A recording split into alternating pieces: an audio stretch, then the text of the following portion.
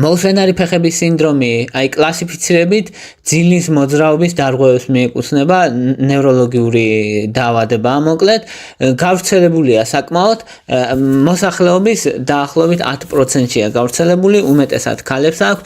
და ეხლა ვთქვათ მიზეზები. პირველი მიზეზი, ყველაზე მთავარი მიზეზი არის რკინის დეფიციტი.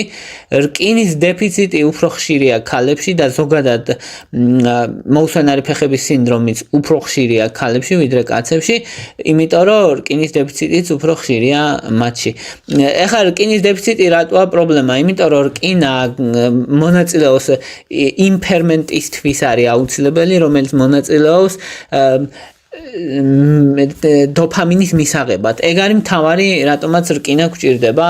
ამ შემთხვევაში ჰემოგლობინისას გვჭირდება ზოგადად, მაგრამ მე ვამბობ მოუსვენარი ფეხების სინდრომის კონტექსტში, ჩვენ გვჭირდება დოფამინის მისაღებად რკინა და აი ეს დოფამინი, როცა რკინა არ აქვს, დოფამინის სინთეზი დარღვეულია, ნაკლები დოფამინი იწვევს მოუსვენარი ფეხების სინდრომს.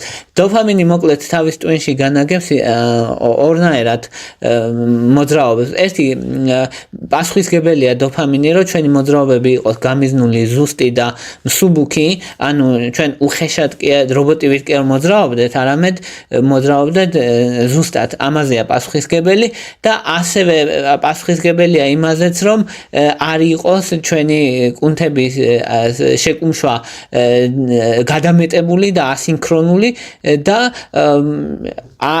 როდესაც დოფამინი ნაკლები გვაქვს, ეგ ორივე ხდება. ამ შემთხვევაში ისეთი ნაკლებობა გვაქვს და ისეთ ადგილებში, რომ ადამიანს აი ეს ზედმეტად აღგზნებადი ხდება ფეხების კუნთები.